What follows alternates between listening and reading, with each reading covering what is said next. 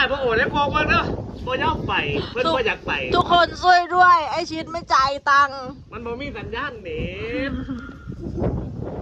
ไอ้ขอพรเดือนละ500ซะไปบ่ได้สิมาเดือนละ500ยัง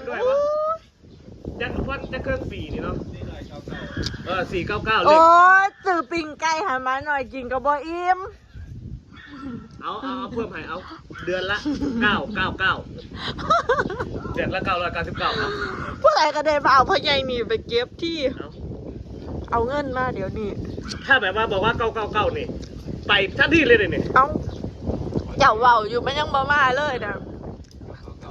มันตกเลขตัวหนึ่งหรือเปล่ามันต้องเพิ่มเลข1ก็ไปข้างหน้าอีกนี่บ่คันก็เพิ่มเลข0ก็ไปข้างล่างอีกตัวหนึ่งหมุนแล้วมันย่อมไปเลยอ่ะไอ้ที่ก็ล่องใส่เลข0เพิ่มไปอีกตัวหนึ่งมันย่อมไปหลีเด้แพ้วโอนเงินหลายบ่ทุกคนดูนะคะเขามีเลข999ไม่เขามารับงานแล้วเขาเอางานขึ้นรถแล้วเขามีเล่ห์เหลี่ยมในการโอนเงินให้น้องมากเลยนะดูหน้าคนนี้ไว้ไอ้ขอพรซะไอ้ขอพรซะล่ะเอาแบบเดือนละ999เงินพรสิกลายเป็นเงินมาจำทันทีพอดีไอ้9เดือนพอดีเด้ตายปีหนึ่งจะสิครบเดือนละ999เกินไปพังไงตอนแรกไอ้ก็ว่าสิกดเงินสดมันแต่แบบมันเดินทางเสียนะมันก็เลยเขาก็บอกแล้วว่าเอาเงินมานั่งจังไดแบบแปลว่าเราใส่หัวมันแต่บาทแล้วเดี๋ยวนี้ตั้งค่าไว้แล้วบ่ไปอีหลีเด้เพิ่นบ่เอาอีกเครื่องนึงโอน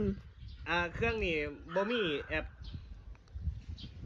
คือบ่เอาอีกเครื่องนึงโอนอีหยังมันคือดังดีแท้วะพวกเราบอกแล้ว3เครื่องบุญจอยนักธุรกิจพันล้านอันนี้มันในกล่องไอชิดทุกคนเป็นพยานนะพี่ชิดบอกว่าปั้นองค์นี้เสร็จแล้วเราก็จะไปปั้นองค์ข้างหลังนั้นเพราะว่าองค์นี้ไม่จ่ายเอาบ่ล่ะบ่เอา เอาเงินมาก่อนขันเจ้าบ่ให้เงินเบิ่งดูนี่ขันบ่ให้เงินหลายเราบ่ให้กลับบ้านบ่โอนเด้ทุกคนมันคือบ่ไปปะมันบ่ไปบ่ยอมไปเด้มาเถอะแม่เอาสิซะบ่เอา เอาสิซะบ่เอาเดี๋ยวฟังไอ้ก่อนเอาสิซะเดือนละ99เมื่อกี้999วันนี้เหลือ99แล้วจักเดือน2 ปีแล้วสิบ้าบ่2 ปีบ่ได้ล่ะ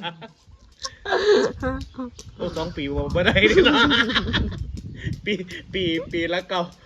900ไปที่นี่อาชีพเอาไปติดตั้งไว้ขอพรปูแล้วก็ว่าติดไว้ก่อนเด้อล่ะมันบ่ไปแล้วไอ้บ่โอนแล้วเอาน่ะให้บ่ครับ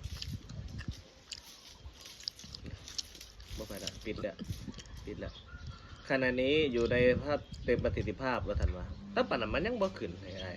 ยังบ่เนี่ยเบิ่งดูนี่